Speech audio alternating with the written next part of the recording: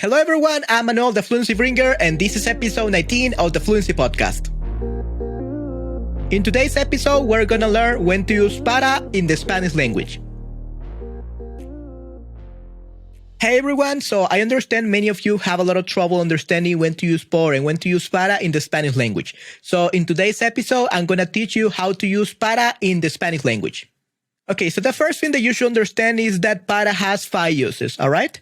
So you use para for purpose, propósito, destination, destino, to give your opinion, para dar tu opinión, outcome, resultado, and recipient, destinatario. Okay, so those are the 5 uses of para. Let's start discussing the first use of para, purpose or propósito.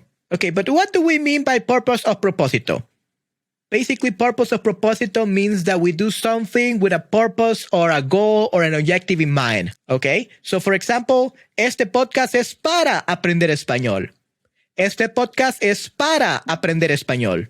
This podcast is for learning Spanish. So, the objective of this podcast is that you learn Spanish, okay? La cámara es para mis clases de español. La cámara es para mis clases de español. The camera is for my Spanish classes. So if you're planning to buy a new camera and someone asks you why you're buying it and what you're going to use it for, you could just say, oh, well, la cámara es para mis clases de español. The camera is for my Spanish classes. That's what you're going to use it for, okay? La música clásica es buena para estudiar. La música clásica es buena para estudiar. So classical music is good for studying. So people say that when you're listening to classical music, when you're studying, it helps you remember stuff. So that's something you could use if you want to study effectively. So again, la música clásica es buena para estudiar. Okay, so those are some examples of purposes, okay? The second use of para is destination or destino. So basically, this is a place that you're going to, okay? As examples, we have, yo me iré para Japón en el 2023. Yo me iré para Japón en el 2023. I'll be leaving for Japan in 2023. Ya voy para allá. Ya voy para allá. I am on my way there now. Ya es hora de irnos para la casa. Ya es hora de irnos para la casa. It's time to go home now. So basically, you use para as a synonym for a. Remember, the preposition a, you also use it for destination in the Spanish language. So you could either use me iré a Japón or me iré para Japón. Okay? So that's the second use of para, destination or destino. Now, the third use of para is to give your opinion or para dar tu opinión. So the way that you do this is by using para plus a personal pronoun, okay? So we could say para mí, para nosotros, para ella, para ellos, and so on. So these are some examples. Para mí, el español es interesante. Para mí, el español es interesante. For me, Spanish is interesting. Para nosotros, la confianza es necesaria en una relación. Para nosotros, la confianza es necesaria en una relación. For us, trust is necessary in a relationship. Para mí, aprender idiomas vale la pena. Para mí, aprender idiomas vale la pena. So for me, learning languages is worth it. Okay?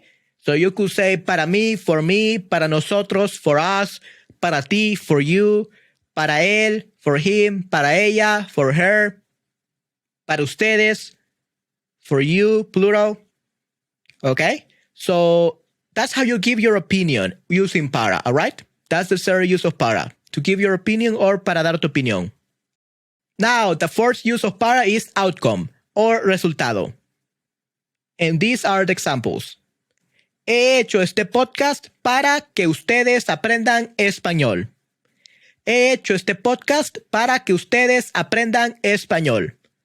I had made this podcast so that you can learn Spanish. Para hacer tacos, necesitas buenas tortillas. Para hacer tacos, necesitas buenas tortillas. In order to make tacos, you need good tortillas. Para estar a dieta, necesitas una gran fuerza de voluntad.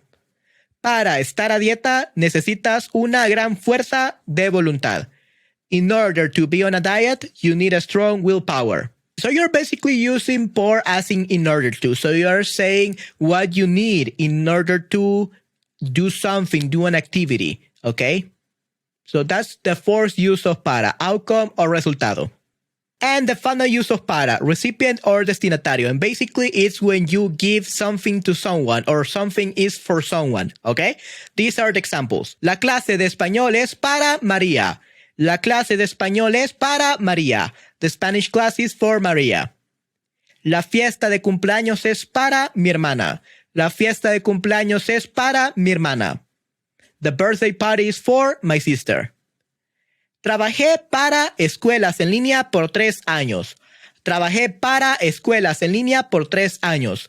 I worked for online schools for 3 years. Okay, so basically it's when you say like a gift or a class or whatever is for someone. And you could even use it if you want to express that you work for like a school or an organization, okay?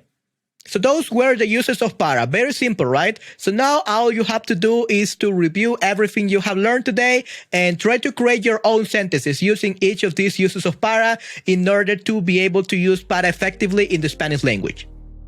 Hey guys, thank you very much for listening to us today. If you really liked this episode and want to get more exclusive content like my 4-step guide to becoming an effective communicator in a second language or monthly group coaching, you can go to our Patron and support us there.